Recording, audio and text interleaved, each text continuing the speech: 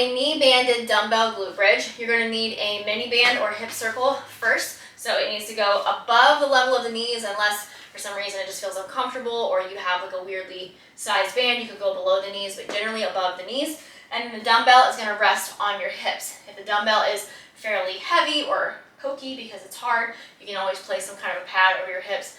That way you can protect your hip bones. So you'll want to set up your normal glute bridge position first. So your feet should be just outside the reach of your hands, and so that when you lift, your shins are perpendicular to the floor, okay? So also, when you set up your feet, you don't want them to be too close together. They should be at least a hip's width or shoulder width wide, and you should be able to put pressure out against the band throughout the entire movement. So toes are turned out slightly, feet are shoulder width wide. We're keeping that pressure outward as we're going through this range of motion, and you're trying to keep your glutes contracted throughout the movement. So don't lift to the point that your rib cage is flaring. Instead, keep that rib cage pressed down, keep the hips tucked under, and as you're holding that dumbbell, you'll probably want to keep your hands on the dumbbell so it doesn't roll back onto your face, but you want to have that feeling of still, like with the basic glute bridge, pressing the elbows down into the floor. You probably won't be able to do that quite as effectively, but try to have that feeling where you're keeping those abs nice and tight, keeping those hips tucked,